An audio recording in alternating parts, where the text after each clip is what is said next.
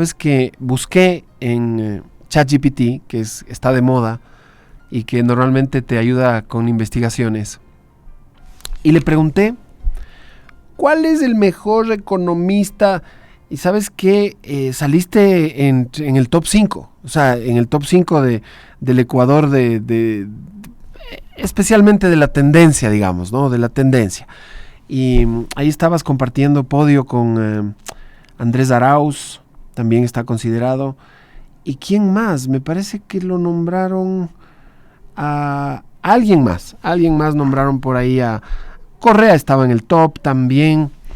Y lo primero que te tengo que preguntar es, ¿la economía en el Ecuador está en este momento atravesando una época soberana? Quiero mezclar esos temas ahorita. Quiero que me hables de economía y soberanía en una sola primera intervención. Alberto, gracias por conectarte, gracias por atender la invitación. Es la primera vez que hablamos en nuestras vidas, pero yo sé perfectamente quién eres. Tal vez tú no sabes quién soy, pero fui compañero de tu hijo Alberto en el colegio. Y el otro día Alberto estuvo aquí en el programa, después de un episodio lamentable que tuvimos en redes sociales, donde se me fue la mano, se hizo viral un video. Lo maldije más que a él, a sus candidatos, ¿no? Y él, en la entrevista donde ya nos hicimos de a buenas, me contó que en las reuniones familiares que se lleva increíble contigo, pero que no hablan de política. Me imagino que tampoco de economía. Tienes toda la razón, Quique. Efectivamente, procuramos mantener una relación familiar muy amable, muy fraterna, en la que priorizamos, en mi caso sobre todo, a mis nietos y a mis nietas, y no hacemos esfuerzo alguno por llegar a enfrentamientos. Cada uno se respeta. Igual fue la relación mía con mi padre. Él tenía una posición muy conservadora, una persona muy alegre, una persona muy interesante e inteligente, pero que supo respetar también mi posición contestataria, crítica al sistema. Y en ese escenario lo mismo procuro hacer yo con mi hijo. Y volviendo o entrando en materia para dejar estas cuestiones más de tipo personal, familiar, al margen, yo quisiera aquí rescatar la necesidad de discutir el tema de la economía desde una perspectiva de soberanía. No es una cuestión menor, no es una cuestión aislada. Los países, unos más que otros, tienen algún marco en el cual pueden tomar decisiones soberanas, pero ningún país en el mundo tiene la capacidad de decidir totalmente por sí, menos un país pequeño como el nuestro, dependiente, que no tiene una concepción estratégica de qué es lo que podemos hacer en un contexto internacional donde las grandes potencias determinan el devenir de la humanidad. Sin embargo, yo sí rescato la soberanía en diversos ámbitos de la vida de los seres humanos, no solo en el ámbito económico. Nosotros tenemos una tremenda alimentación, Quique, en el ámbito económico cuando perdimos la capacidad de una política monetaria y cambiaria propia con la dolarización. Y eso es algo muy complicado y muy difícil. Yo sé que muchas personas defienden la dolarización a capa y espada, pero no analizan todos los límites que eso implica en nuestras vidas. Luego tenemos también que pensar en la soberanía desde una perspectiva energética. Un país como el Ecuador, con tanta disponibilidad de fuentes de energía convencionales y alternas, debería tener una posición mucho más sólida, y estamos viendo que eso no funciona porque no hay una política energética soberana, y todavía hay personas que pretenden que la solución tiene que ser abrir la puerta a la inversión extranjera. Otra soberanía fundamental es la soberanía alimentaria, que no simplemente es el hecho de asegurarnos los alimentos, porque eso sería la seguridad alimentaria, sino garantizar la posibilidad de que controlemos nosotros la oferta alimenticia proveniente del campesinado particularmente, y la otra pata de la soberanía alimentaria, el control que tenemos que tener como consumidores y consumidoras de los recursos que necesitamos para nuestra alimentación. En ese escenario también es muy importante y decisivo tener en cuenta que estas soberanías no se quedan solo en la soberanía territorial, que es importante y fundamental en algunos aspectos, sobre todo para combatir la presencia de la minería ilegal, y en suma requerimos una visión soberana para el manejo económico. Yo tengo miedo porque actualmente nos gobiernan personas que no consideran la soberanía como una prioridad. Entonces, ellos gobiernan económicamente, por ejemplo, sin la soberanía, y la soberanía les tiene sin cuidado. Meten ahora otra vez, quieren introducir presencia militar en nuestras bases, quieren llegar a acuerdos económicos con el Fondo Monetario, y cuando el Fondo Monetario dice que hay que hacer esto, aquello y esto otro, pues nosotros estamos a la orden. Entonces, quiero hacerte una pregunta un poquito panorámica. ¿Vivimos acaso una época tan poco soberana como ecuatorianos que puede ser la peor época para la soberanía ecuatoriana de nuestra historia, Alberto? ¿O hemos estado peor? Yo no diría que es la peor época. Vivimos una situación de pérdida de soberanía desde hace mucho tiempo atrás. En el ámbito económico, la soberanía para quienes defienden las tesis librecambistas, para los neoliberales, es una antigualla, es una incomodidad, es un estorbo que hay que superar. Porque ¿qué es lo que dicen ellos? Que nosotros tenemos que abrir nuestra economía, tenemos que reducir el tamaño del Estado y esperar que el sector privado, particularmente con inversiones extranjeras, resuelva los problemas. Y entonces ellos tienen en la cabeza una visión teológica, ni siquiera ideológica, es mucho más profunda, mucho más complicada, porque es como ellos están pensando en una suerte de piloto automático, con ese criterio: menos Estado, más mercado, apertura total, menos restricciones de todo tipo, sean tributarias, sean arancelarias, sean laborales, sean ambientales. Pretenden que la economía y el país avance y resuelva los problemas. La práctica, si vemos en el mundo, nos dice que eso nunca ha sucedido, que todos los países, todos aquellos países que se consideran exitosos, entre comillas, desarrollados, tuvieron y tienen una activa participación del Estado. Estamos viendo cómo el cuento de libre comercio se desbarata cuando el presidente Trump hace trizas todo lo que es el manejo arancelario, el manejo comercial liberalizador, cuando vuelve al tema de los aranceles. El libre cambio es más un texto, es para los libros de texto, que una realidad cotidiana. Y en ese contexto nosotros tenemos este rato un piloto automático en la economía. No solo que no tenemos política monetaria y cambiaria por efecto de la dolarización, sino que estamos atados, particularmente desde el año 2020, a las disposiciones del Fondo Monetario Internacional, que en la práctica aquí que se ha transformado en una suerte de prestamista de última instancia. Esta es una triste realidad para el Ecuador, y por eso es importante recuperar esta discusión de la soberanía en todos los ámbitos de la vida, inclusive en lo que tiene que ver con la soberanía de los cuerpos de cada individuo, de cada persona, particularmente de las mujeres y de los cuerpos que han optado por otras opciones que las tradicionales.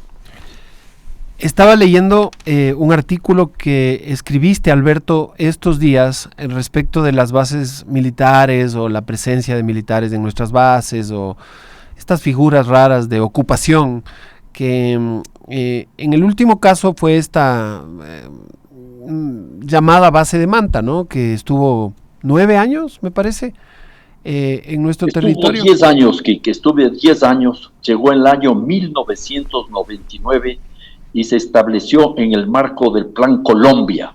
No estaba pensada para combatir el flagelo del narcotráfico, estaba pensada para intervenir en la guerra de Colombia. Pero lo interesante es que nosotros tenemos una experiencia con bases militares extranjeras, norteamericanas, para poner el nombre adecuado. En ese contexto, esos 10 años de presencia de lo que se conocía como puesto de operaciones de avanzada, la base militar norteamericana en Manta, no contribuyó a reducir el tema del narcotráfico. Todo lo contrario, los envíos de droga en esos 10 años se triplicaron, la tasa de criminalidad se disparó, decenas de personas, particularmente pescadores, fueron víctimas de violaciones de sus derechos humanos por parte de los soldados norteamericanos. Y en ese contexto, en esa época, la mayoría de la sociedad en Manta estaba en contra de la base militar norteamericana. Y eso sabemos muy bien, que las acciones de los aviones norteamericanos no se ceñían a los términos del convenio pactado por una razón muy simple. Estaban previstos para intervenir en la lucha en contra de la insurgencia en Colombia y sirvieron también para frenar para la interdicción de migrantes ecuatorianos en las costas del Pacífico. Y entonces la realidad es que estas tropas que gozaron de privilegios diplomáticos no sirvieron para los fines que están ahora nuevamente promocionadas. Y podríamos decir algo adicional que me parece importante. Hace poco tiempo atrás, en el año 2019, finalizaba su gestión un embajador norteamericano, Todd Chapman, y él dijo que no se requieren bases militares para combatir el narcotráfico. Hay una entrevista, se puede escuchar esa entrevista. ¿Por qué dice? Porque en la actualidad hay nuevos mecanismos, en la actualidad hay nuevas tecnologías y también hay nuevas disciplinas que hacen innecesario que los Estados Unidos sigan usando los métodos del pasado para confrontar los desafíos de hoy. Y textual, no se requiere una base militar norteamericana en Ecuador para combatir el narcotráfico. En ese contexto, entonces, la pregunta de fondo es, ¿cuál es el afán del gobierno del presidente Daniel Noboa para impulsar este tipo de soluciones? Claro, ahí hay que escudriñar un poco más y tener en cuenta lo que representa este conflicto interno armado decretado por Daniel Noboa en enero del año pasado. Yo tengo la sensación de que temas como el de parámetros de consumo, ¿no es cierto? Que ahora ya eliminamos la tabla de drogas, pero con otro nombre, pues vamos a tener igual una tablita donde va a aparecer casi la misma información, la vamos a maquillar un poco, o la misma información. Pero ese es un tema. El otro son las bases extranjeras, ¿no es cierto? La presencia de los militares en nuestros puertos. Y también está, por ejemplo, se me ocurre otro más, la ley de comunicación. Guillermo Lasso y ahora Daniel Noboa, es como que se agarraran de estos argumentillos para volverlos como sus banderas, ¿no? Son como eslogans de campaña, Alberto. Entonces nos venden que la base de Manta, que por qué se la llevaron, que por eso estamos como estamos. Que la ley de comunicación, que por eso ahora los periodistas ni siquiera podemos opinar.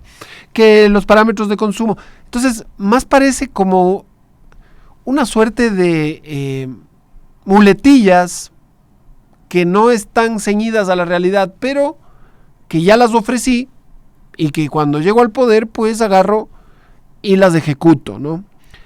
Y en particular lo de la base extranjera me parece un absurdo que sabiendo, hay evidencia contundente que no va a ayudar en nada, el gobierno se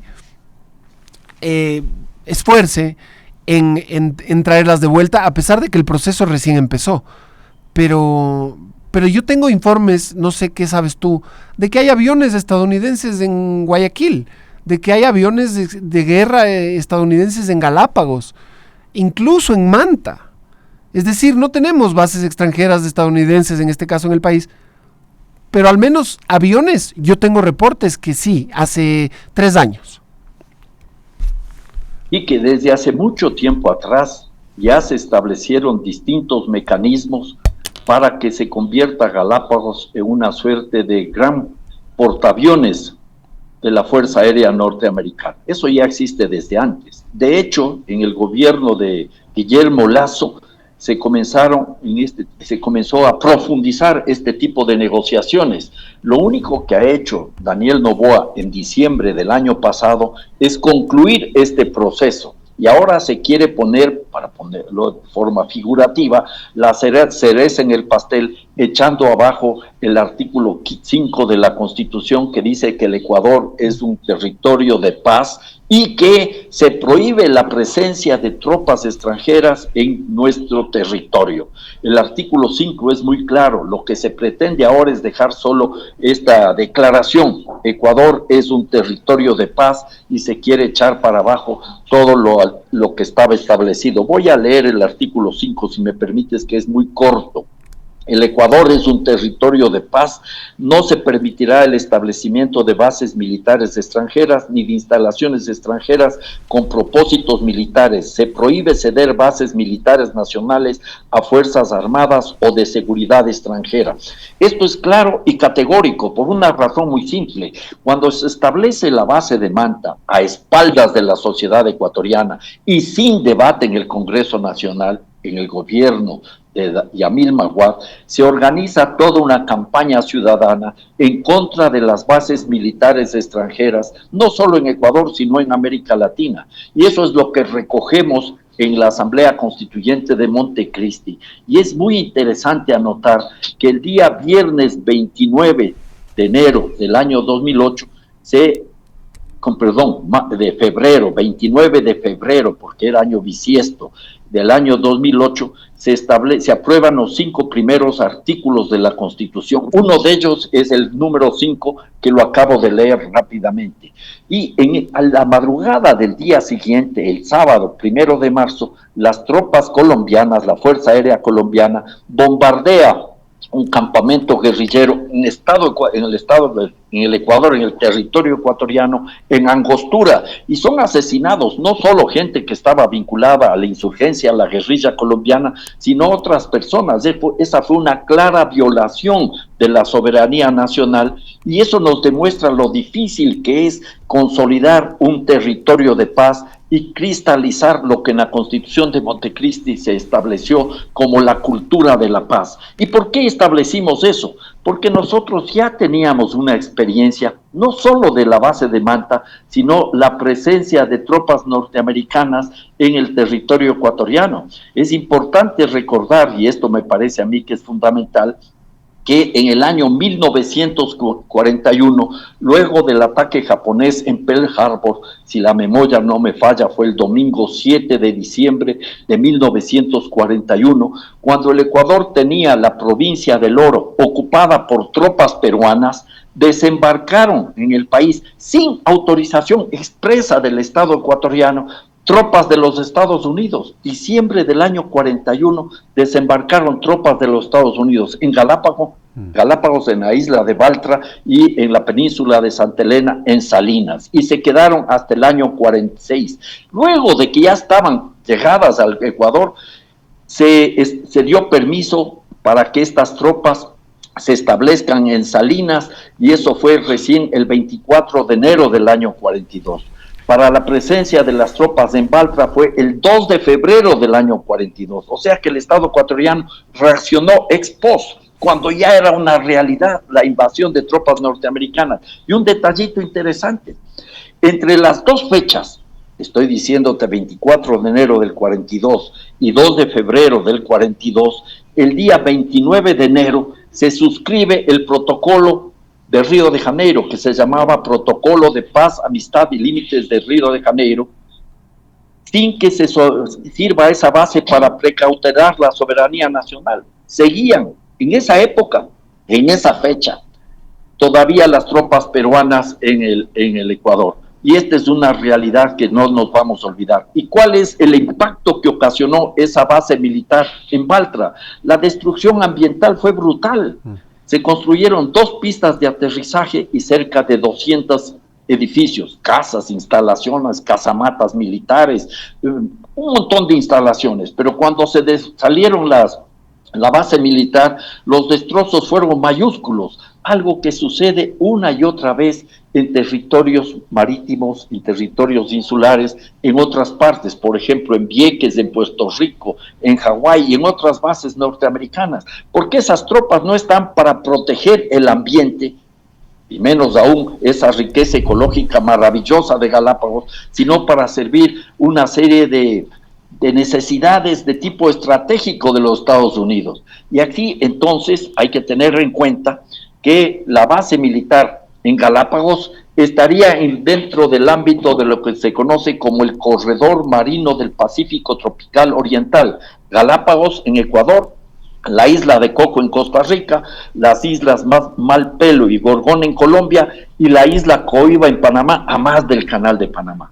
De hecho, entonces, lo que estamos viendo es que los Estados Unidos lo que buscan, con apoyo del gobierno de Daniel Noboa, es asegurarse zonas de influencia, fuentes de recursos naturales estratégicos para su seguridad geopolítica y para sus necesidades energéticas, porque Estados Unidos está enfrentado en una lucha interimperial con China. Y este es un asunto que también tenemos que tener presente, o sea, que la presencia norteamericana en Ecuador, que ya la vivimos o que podría repetirse con Manta y Galápagos, y la presencia norteamericana en Colombia, donde existen 7 bases militares, y en Perú, donde hay 6 bases militares, no está orientada al combate al narcotráfico. Quique, cuando se fue la base militar de Ecuador en el año 2009, como consecuencia de la disposición de la Constitución de Montecristi, ¿ya? Los Estados Unidos construyeron 2 bases militares más en Colombia, de 5 pasó a 7, y hasta la fecha se ha disparado la producción de cocaína. El narcotráfico no ha desaparecido en Colombia. En Perú tienen 6 bases militares y el narcotráfico no ha desaparecido, sigue creciendo de una forma exponencial. La pregunta que me hago es, ¿vamos a seguir siendo una suerte de tontos útiles, o pongamos un término menos duro, simplemente peones en el ajedrez geoestratégico internacional en que se disputan las grandes potencias y nosotros pasamos a estar en la primera línea de una frontera bélica que puede ser muy complicada para la paz en el país? El artículo de la Constitución que leíste, Alberto, respecto de que el Ecuador es un territorio de paz, me parece, no sé, dime tú, que nos lleva a caer en una contradicción, porque hoy no somos ningún territorio de paz. A lo mejor una parte del Ecuador todavía lo sea, tal vez Cuenca, Quito, sí, esas 2 ciudades ahora están consideradas como hermosas para vivir, que el costo de la vida, aunque ya hay amenazas, pero ciudades en la costa como Durán, Guayaquil, Babahoyo, Quevedo, Esmeraldas, etcétera, Manta y tantas otras, Machala, no son eso que dice la Constitución. Bueno, pero ese no es un problema de la Constitución, Quique, es un problema que se ha ido gestando por la ausencia de una adecuada política integral que tenga criterios incluso de soberanía. Recordemos lo que ha significado para el Ecuador todo el manejo neoliberal, sobre todo desde el año 2020. Estábamos en plena pandemia, estábamos totalmente bloqueados, ¿ya? Y en lugar de atender las demandas de salud, gobierno de Lenín Moreno, se atendían las demandas de los acreedores de la deuda externa. Y desde ahí para acá hubo un manejo económico neoliberal que busca la austeridad a ultranza, lo que decía hace un instante, achicar el tamaño del Estado para permitir que las fuerzas del mercado resuelvan las cosas de mejor manera. Y entonces esa austeridad a ultranza, para poner la casa en orden, como dicen los economistas ortodoxos, conservadores y prudentes, los economistas OCP les conocíamos antes, ¿qué es lo que ha provocado? Una menor inversión del Estado. Y eso ha provocado una caída de la actividad económica en todo el aparato productivo. Y eso genera entonces un austericidio productivo. Eso conduce a un austericidio social porque además se han reducido las inversiones en educación, en salud, en bienestar social, en vivienda popular. Eso ha provocado también un austericidio energético. No se realizaron las inversiones que estaban presupuestadas, existiendo recursos, porque al Estado no se le permite resolver sus problemas. Y eso también, aunque parezca ridículo o es indignante, también provocó un austericidio en el ámbito de la seguridad, porque no se han cumplido los presupuestos buenos o malos, los fines de esos presupuestos para la seguridad ciudadana, para las Fuerzas Armadas, para la Policía Nacional. Ese austericidio entonces es responsable de esta situación. Adicionalmente, como esta lógica de reducir el tamaño del Estado, se perdió el control de las cárceles, y eso no es una casualidad, no es que los grupos criminales lograron controlar las cárceles por su propia fortaleza, sino por la ausencia del Estado.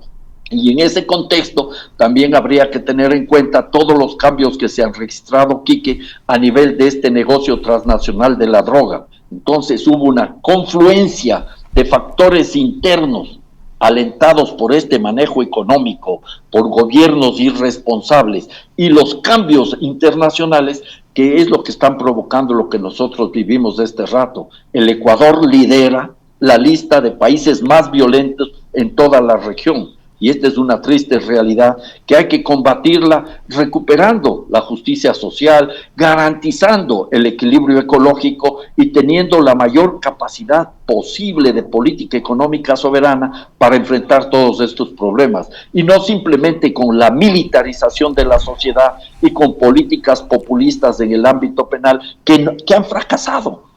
Hasta ahora, la política del gobierno del presidente Daniel Noboa en el marco del conflicto interno armado es un fracaso en toda la línea. Totalmente de acuerdo. Oye, Alberto, te quería preguntar, ¿qué piensas de el gasto público en estos gobiernos recientes? Vimos que si bien se habla de austericidio, de que el Estado hay que reducir y los gastos, por lo tanto, no hay que desperdiciar la platita, también veo que le deben a los GATS, también veo que no pueden pagar ni algo tan básico como una dializadora para que alguien no se muera. Y luego hay un montón de deuda pública y la deuda sigue creciendo, pero no hay plata al mismo tiempo. Entonces, siento como que se estuvieran gastando nuestra plata en algo que ni siquiera nos estamos enterando qué es. Pero tú debes saber. Bueno, de hecho sabemos todos que el grueso del gasto público, el grueso de los recursos fiscales está destinado a servir la deuda externa. Y esta es la realidad. Tenemos un servicio de la deuda externa que se lleva más del 30% del presupuesto general del Estado. Y entonces, esa es una prioridad que está sobre cualquier otra prioridad. Puse el ejemplo hace pocos minutos. ¿Cuál fue la realidad en el año 2020? Creo que era abril, en plena pandemia. Veíamos literalmente cómo la gente caía muerta en las calles de Guayaquil y no había los suficientes recursos económicos para atender las demandas de salud. Pero en ese momento se pagaba deuda externa puntualmente para poder suscribir nuevos acuerdos con el Fondo Monetario Internacional, que son los causantes del austericidio, porque son acuerdos que sacrifican la sociedad y la misma economía para atender las demandas de los acreedores, y son perversos, porque este tipo de política económica no permite la reactivación del aparato productivo, y esto entonces es una suerte de círculo perverso que sigue ahondando y agravando la situación. En ese contexto también, ¿qué es lo que vivimos, Quique? Y otra vez se aproximan el tema de los posibles apagones, ¿ya? Eso es bueno tener en cuenta. Enero del año 2023, se anticiparon los estiajes que iban a venir en los años subsiguientes. En el año 2022 nos salvamos por un pelo y un estiaje de llegar a los racionamientos. Hubo estiaje, pero logramos salir adelante. Y en enero del 2023, ¿qué es lo que se dice? Los estiajes serán cada vez más agudos. Nosotros tenemos que desarrollar un plan y se elabora un plan de acción, y había recursos económicos. No se realiza el plan de acción y porque no le dan los recursos económicos a la empresa estatal, a la SELEC, sino que le retiran los recursos. Ya el gobierno de Noboa, a fines del año 2023, a la empresa eléctrica se le retiraron más de 500 millones de dólares que estaban depositados en el Banco Central, y a Petroecuador se les retiraron como 2.000 millones de dólares que habrían sido necesarios incluso para comprar oportunamente los combustibles que necesitan las plantas térmicas. Y llegamos a ese estiaje, mejor dicho, llegamos al estiaje que estaba previsto, no nos íbamos a salvar, llegamos a los razonamientos de electricidad porque era algo, siendo algo evitable, siendo que se transforme en algo casi planificado. ¿Por qué digo casi planificado? Por lo que buscan es hacer que la gente crea que el problema radica en el Estado para dar paso a las privatizaciones. Este es el escenario en que vivimos. Es muy importante entonces discutir estas cosas, abrir estos debates y conocer estos problemas para encontrar las alternativas y las soluciones. Yo veo que tenemos actualmente un gobierno que ya va para su segundo término, aunque el primero haya sido transicional, que tiene muchos parecidos con la forma de hacer política de Donald Trump, por ejemplo, en algunos sentidos, ¿no?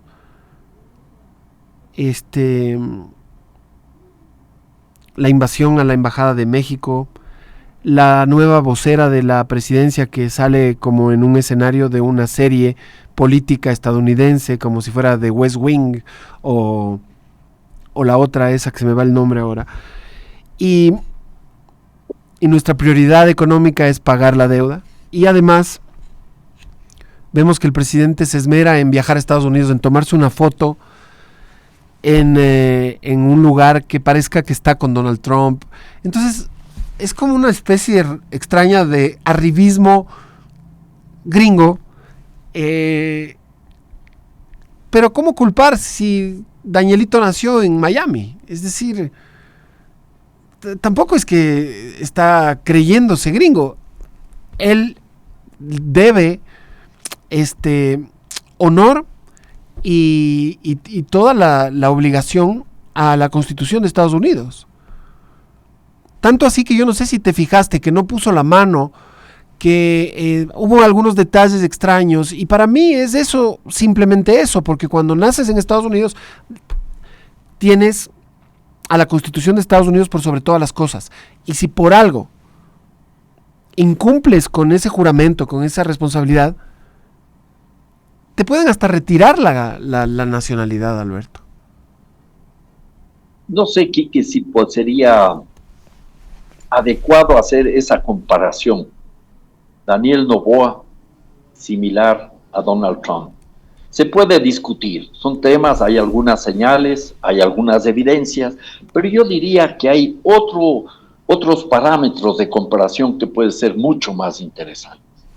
Y son parámetros de comparación que constituyeron una propuesta de analistas políticos, de analistas económicos vinculados a las grandes oligarquías. Empezaba el gobierno de Daniel Noboa, enero del año 2024, y comenzaron a aparecer públicamente voces que decían que lo que requerimos en Ecuador es un Milei en lo económico y Bukele en lo político. Yo creo que por ahí vamos a encontrar muchos más elementos que nos permitan hacer esas comparaciones. No se trata de comparaciones lineales que resultan siempre torpes porque no se puede hacer, pero sí referenciales. En lo económico, varios analistas económicos, analistas neoliberales, tienen como una referencia lo que está haciendo Milei y le ponen como que es el momento de actuar y el momento de resolver los problemas. En ese escenario, entonces yo creo que es muy importante tener como punto de referencia ese tipo de visiones económicas, ¿ya? Y en lo político, la lógica de Bukele, la represión a ultrancia de Bukele, también les es una referencia. Entonces, esta visión del Michele andino, Milei y Bukele, esta mezcla de Milei y Bukele, me parece que nos permitiría entender lo que está haciendo el gobierno del presidente Daniel Noboa. En la primera etapa, en los 18 meses de su gestión, fue un gobierno de transición, un pasante en Carondelet. Ahora este señor ya es un permanente en Carondelet y está construyendo como un rompecabezas que va estableciendo las bases de un autoritarismo exacerbado. Ahora sí, un hiperpresidencialismo exacerbado. Tenemos varias señales. Gran parte de su política incluso económica, gira alrededor del conflicto interno armado. Yo no digo que no hay que combatir el narcotráfico, la violencia, el crimen organizado, por supuesto, pero este señor exacerba los problemas, militariza la sociedad, recurre al populismo penal, sigue neoliberalizando la economía ecuatoriana y va construyendo con el apoyo de algunos grupos políticos, lamentablemente del Pachacutic en la Asamblea Nacional, todo ese rompecabezas de autoritarismo, con la ley de transparencia, punto 1, con la llamada ley de soberanía, punto 2, y ahora con el intento por que regresen las bases militares extranjeras, norteamericanas por supuesto, al territorio ecuatoriano. Este es un escenario sumamente complicado, sumamente difícil, que nos obliga a analizar esta situación y a construir alianzas poderosas, amplias, más allá de las disputas que podamos haber tenido en los últimos años. Hay que comenzar en el país y comenzar a trabajar en la construcción de otros escenarios, de otras formas de comunicarse con la gente, de contactarse con la gente, que requiere, por supuesto, paz, tranquilidad, pero también requiere empleo, requiere perspectivas económicas y que le garanticen un ámbito democrático y de transparencia. Todas esas cosas están amenazadas con este manejo del gobierno de Daniel Noboa. ¿Te sentarías a llegar a un acuerdo con Rafael Correa? Bueno, no creo que se llegue a necesariamente un acuerdo con una persona concreta. Lo que se requiere es de este rato dejar de lado todas aquellas posiciones que no ayudan a la construcción de esa gran alianza, de esa gran fuerza con la cual hay que enfrentar a esta derecha autoritaria y a este gobernante cada vez más déspota que está haciendo tabla rasa de la Constitución y de la ley. Y es algo que ya lo vivimos en la campaña electoral. Yo no creo que hubo un fraude con la tinta mágica. El fraude fue de otro tipo. El abuso del poder por parte de Daniel Noboa no respetó la Constitución. Se establece que cuando el candidato presidente entra en campaña, tiene que entregarle la presidencia a quien es vicepresidente o vicepresidenta. Se hizo caso omiso del Código de la Democracia y de la misma ley de los servidores públicos. Noboa atropelló eso. Y ahí tenemos también que hubo recursos económicos para, entre comillas, intentar comprar el voto de los ecuatorianos y de las ecuatorianas. ¿Cuánto dinero se desperdició en la campaña electoral? Digo desperdició porque fueron inversiones y gastos que no estaban planificados. Hubo proyectos, no me acuerdo este rato el nombre exacto, Quique, que desaparecieron luego de que gana la elección del presidente Noboa. Sí, hubo bonos jóvenes en acción y tantos. Alguna cosa así, hubo bonos para comprar los votos, entre comillas, que luego desaparecieron. Se gastaron esos recursos que bien pudieron haber servido, inclusive para atender las demandas energéticas. Y ahora vemos que en el ámbito energético hay un gran negociado con esa empresa Progrem, que ni siquiera ha cumplido las especificidades técnicas que demanda el sistema eléctrico ecuatoriano. Pero ya la Asamblea dijo que no la va a fiscalizar. Lo último que quiero saber de ti, un minutito nos queda, otro día te vuelvo a invitar si es que es posible que vengas en persona, sería un gusto conocerte. Para mí sería un gusto, ya la próxima semana estaré de vuelta en Ecuador, así que me sentiré honrado de poder participar en un conversatorio contigo. Excelente, gracias Alberto, digo lo mismo, me saco el sombrero. Oye, ¿cuál es el peor escenario? Dadas estas condiciones de vida económicas, sociales. El peor escenario es el actual. El peor escenario es el actual. La violencia no se detiene, crece. La inseguridad es una cuestión cotidiana en nuestro país. La economía no se reactiva, no se recupera. Algunas señales comienzan a parecer positivas, pero este es el efecto rebote. Hemos caído tanto que ya no hay a dónde caer más y comenzamos a rebotar. No hay una recuperación real de la economía. Las señales que se dan en términos energéticos son preocupantes y las expectativas de futuro para la mayoría de la población, sobre todo para la juventud, son realmente lamentables.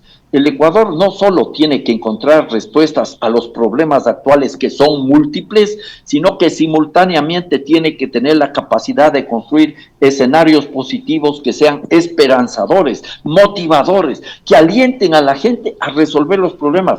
No todo se resuelve con el manejo desde el Estado, desde el gobierno central, se requiere actividades desde los gobiernos locales y particularmente desde los ámbitos comunitarios. Yo creo que este momento estamos en una de las situaciones más complicadas en toda la historia de la República, porque no es una cuestión solo económica, sino que es una cuestión de profunda inequidad social y de ausencia de políticas de largo plazo que sean orientadoras, entusiasmantes, esperanzadoras.